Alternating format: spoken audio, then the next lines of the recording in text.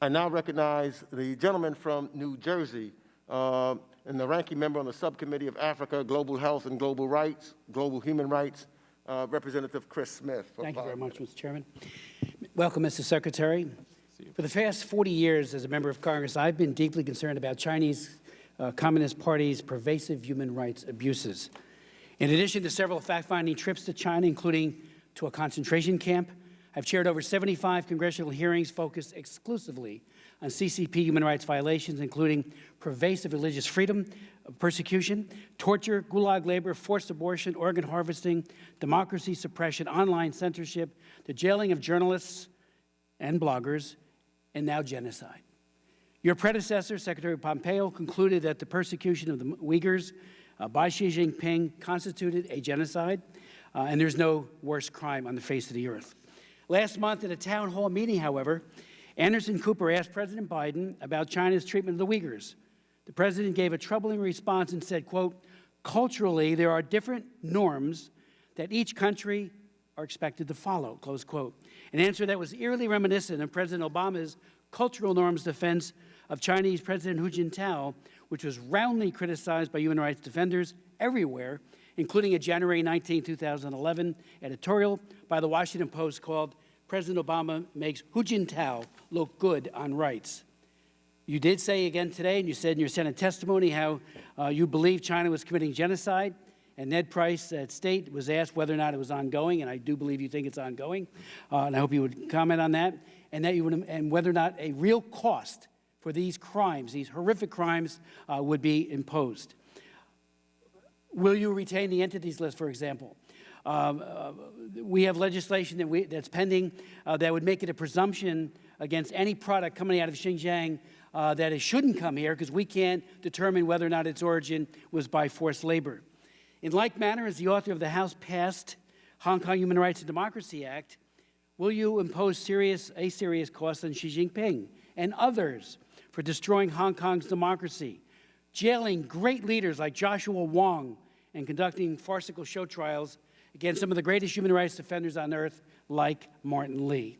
Finally, Mr. Secretary, in 1984, I offered the first of several amendments that I've offered over many decades to condition population control funds away from organizations that support or co-manage coercive population programs.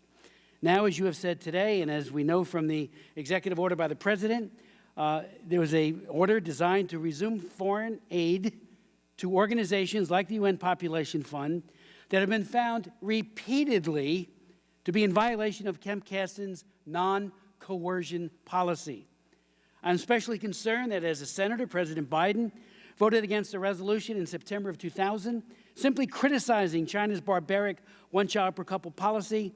And as vice president, he told students in China in 2011, and I went over to the floor and gave a speech on this, that he was empathetic and fully understood and wouldn't be second-guessing that cruel policy that crushes women.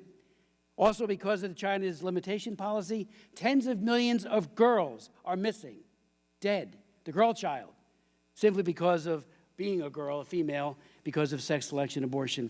I would hope we would stand with the oppressed. I have had hearings here with women, then I'll go to your answer, who have been forcibly aborted, got here through asylum, and they tell their stories.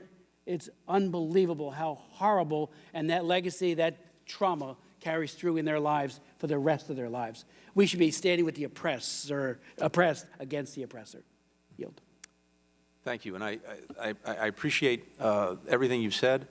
We are determined to put human rights and democracy back at the center of our foreign policy, to make sure that, as well, we have the tools that we need to be most effective in advancing human rights and democracy. One of the things I'm grateful for are some of the tools that Congress has given us to do that, including, for example, Global Magnitsky, which has been usually helpful in these efforts.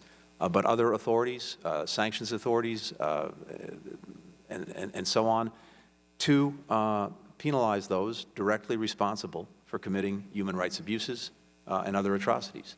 As I was saying earlier, I think we have to start from the proposition that the most important first step is for us to speak up and speak out. And we are and we will And we also want to make sure that we're building coalitions of like-minded countries who share these deep concerns about human rights abuses in China or, for that matter, anywhere else. But then, to your point, to actually take action and apply the tools that we have to see if we can make a meaningful difference. We're The committed gentleman's time has to expired. working with you to find ways to do it more effectively.